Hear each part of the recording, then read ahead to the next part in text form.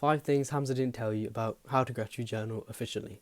Gratitude journaling is the practice where you express gratitude, and I think now is probably the best time to start gratitude journaling. I think in the future, maybe 5 to 10 years, we're going to be in difficult times.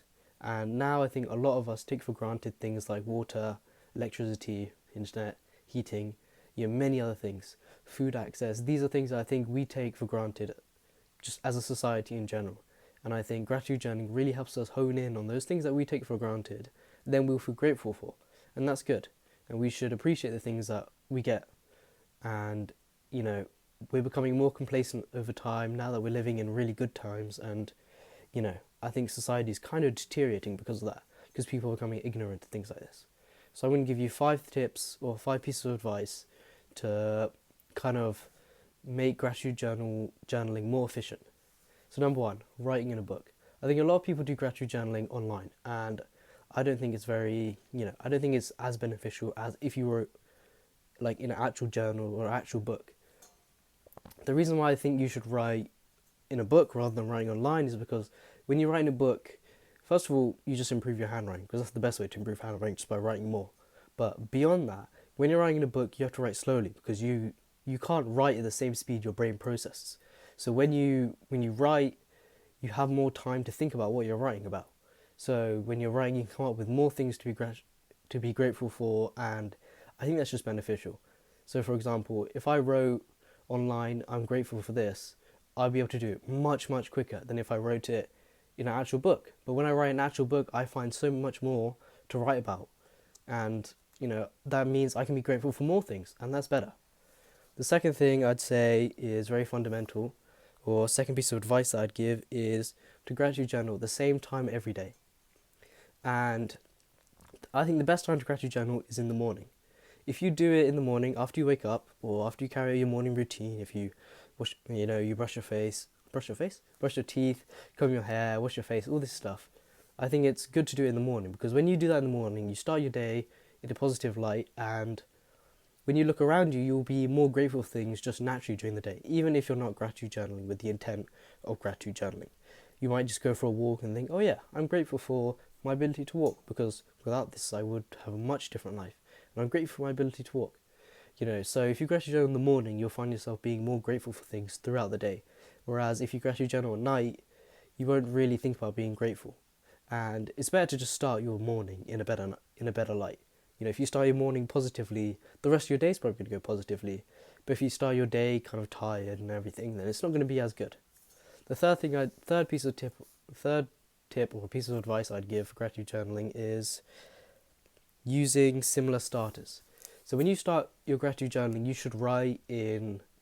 should start your sentences with the same start, not same starter, but similar starters. A lot of things I see are like, today I'm grateful for, and then you just write in bullet points, you just write 5 things. Instead of doing that, you should write, today I'm grateful for this. Another thing I'm grateful for is this. That's better than writing, today I'm grateful for, and then just listing out a bunch of things. You should individually write, today I'm grateful for, another thing I'm grateful for this because, and that's much better. And you emphasize your gratitude that you're feeling for that thing, compared to had you just written, today I'm grateful for, and you listed just loads and loads of things. It's better to just, well, no, not to just, but it's better to have kind of a sentence starter. If you'll know what those are if you went in year 4 primary school. They'd be like, oh, sentence starters, similarly, firstly. Anyways, but, gratitude journaling with sentence starters like, today I'm grateful for, another thing I'm grateful for this because, and, I think that's really good, because that helps you hone in on the gratitude, and you probably won't just go off task. Another tip I'll give is developing your gratitude points. When you write gratitude journaling, you shouldn't just write, today I'm grateful for this. You should expand. You should say why this has helped you, why I'm grateful for this, and more. Like I might write, today I'm grateful for my ability to read. And then I might also say, I'm grateful for my ability to read because it's helped me consume knowledge. And with my ability to consume knowledge, I'm grateful that I can consume knowledge through books because it's helped me see things in different views, different opinions. And I'm grateful for that. So that's much better than just writing, today I'm grateful for books. You get much more value out of expanding and developing your points, because you can link that back to you. And I think that's much better than just gratitude journaling, just saying, today I'm grateful for this.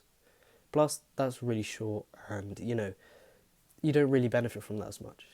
And the final tip I'll give is writing different things every day. The question some people ask is, can I gratitude journal the same thing every day? Realistically, you can't, because you're not honing in on your skill to feel grateful. Because let's say for the first day you gratitude journal, you write, I'm grateful for my TV, I'm grateful for my parents, and I'm grateful for my ability to read. If you write that same thing every day, you're losing the meaning of gratitude journaling. Well, you always feel grateful for those three things, but over time, you're not honing on your ability to feel gratitude. So it's better to write multiple different things every single day. And if you do develop your points, if you do use sentence starters, I recommend just writing 3 things you're grateful for. So I'm grateful for my ability to read, I'm grateful for my parents, and I'm grateful for, my ability to walk. And then you'll develop them heavily, you'll use your sentence starters, and that might take you 15 to 30 minutes. It can take a while. So I think it is better to just write 3 different gratitude journal things, or 3 things you're grateful for, rather than just copying the same thing you did every single day, because you're not really feeling newly grateful for something, are you? And yeah, so I think gratitude journaling is a really, really good practice that you should hone in on. And using those tips, you can make the most out of gratitude journaling, and you'll feel more grateful for things around you. And naturally, you'll just come to be grateful for things. And that is a beautiful, beautiful feeling. You might just be walking and you think, oh yeah, I'm grateful for this. That's an amazing feeling. Yes. Thanks for watching. Like a great man once said, do the hard work, especially when you don't feel like it.